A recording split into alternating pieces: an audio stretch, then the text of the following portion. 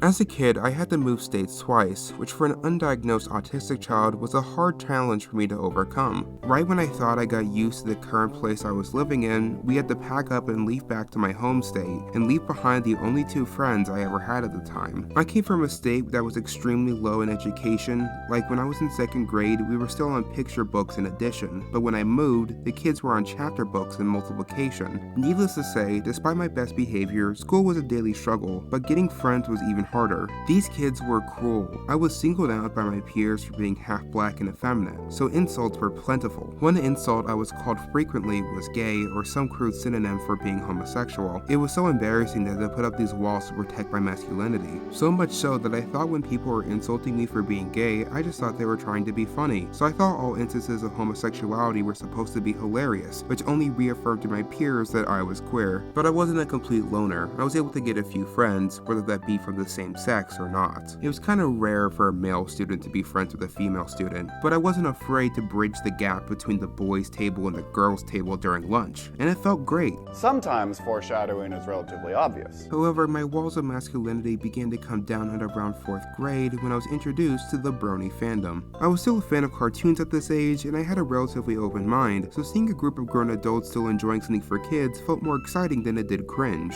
I watched the 3rd generation of My Little Pony with my younger sister, and I didn't really have any strong negative feelings against it, so I was more than willing to give it a shot. It being for girls didn't deter me either, because I liked a lot of things many would stereotypically say is for girls, like Hannah Montana, the Powerpuff Girls, romance stories, and even playing house with some of my toys. Sometimes foreshadowing is relatively obvious. So eventually I bunkered down and watched the show and almost instantly fell in love. There was just something so unique about FIM's presentation, its clean, almost mathematically appealing designs, to its smooth animation that is really able to stretch these characters without going off model. It really captured my attention. It just looks so different from every other cartoon I watched at the time. I know some bitter people are going to say that in retrospect the animation in G4 isn't anything special for its time, but I completely disagree. In the late 2000s to early 2010s, a lot of rigged flash animation wasn't perfect. Whilst many shows can look good, you can see the limitations this kind of animation brought, with very rigid movements. Some would try to compensate by using tweens, but its indiscriminate use can sometimes make movements look very unnatural. Thankfully, My Little Pony Friendship is Magic was able to really push what they can do by starting small and gradually building up their assets as the series progressed. Beyond the animation, there was just something so immediately gravitating about the cast, especially Twilight, as I related to her a lot.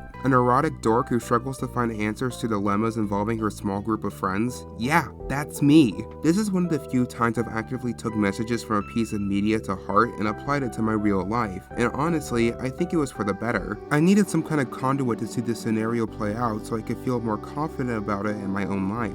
Of course, I didn't approach people in my real life and start acting like a cartoon character, even I knew how embarrassing that would be, but I would start to think about how a character from the show might react and then bring it down to a more realistic level. These skills of empathy that the show taught me when I thought I couldn't understand the content at all extended back to my enjoyment of the show itself, developing my sense of media literacy.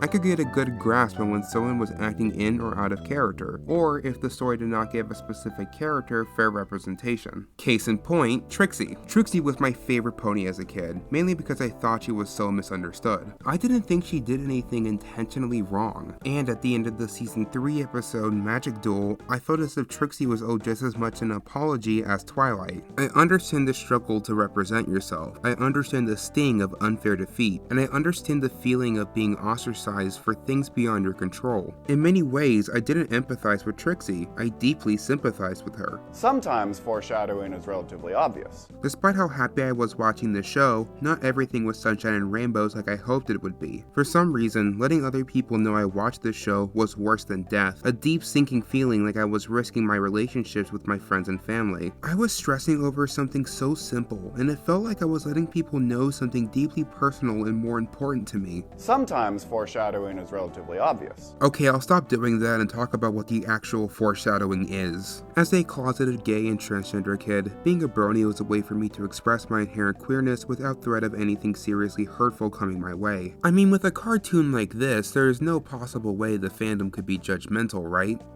right? Well, around this time, in the early to mid 2010s, the Bronies treated gay people as if they were the Uncle Toms of the fandom, a negative stereotype that threatened the masculinity of their macho members. Because if anything oozes masculine energy, it's fans of the show My Little Pony. I felt like I was somehow making the Brony fandom worse for being queer, so I pushed it down. Maybe I was just a fruity bisexual guy. Eventually, I realized this was not healthy, and I ultimately took a break from the Brony fandom for about a year to focus on myself and other hobbies. Though break was a loose term, as I would still keep up with a couple episodes of the show, I just wouldn't watch every new one as they came out. Eventually, My Little Pony Friendship is Magic ended, and I gave a humble goodbye to a show that was a big part of my life. But something didn't sit right.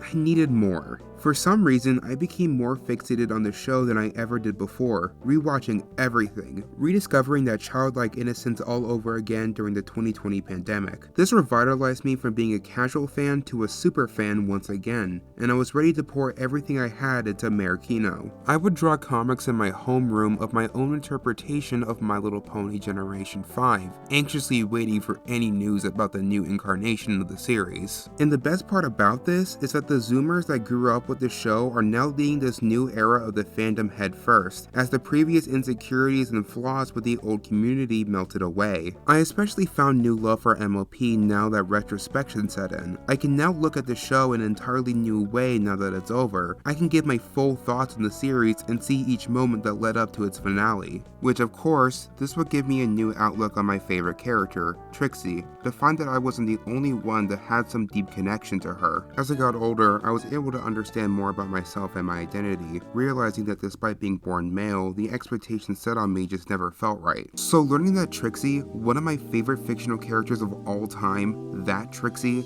having likely gone under the same trans experience I did, hit differently. It made me feel seen by destiny itself. After that, I needed to express the love I had for the show as much as I could. As much as I wanted to, I never was able to go to BronyCon, but to see that pony conventions are still alive and well encouraged me to give it a try. And when I went to my first pony convention, I had the time of my life. And I knew at that moment I had to give something back to the community. I'm talking like I'm doing charity work when in all actuality I just needed a platform to yap. I am a serial yapper. I love talking about a lot of random things, so starting a hobby as a YouTuber was a no-brainer for an opinionated autist like me. I initially thought I wouldn't be able to break any new ground with pony videos in the postmodern era of the fandom, so I would sprinkle in non-pony videos here and there, but I was more than delighted to see how many people ended up loving my pony videos. So I would like to thank all of you.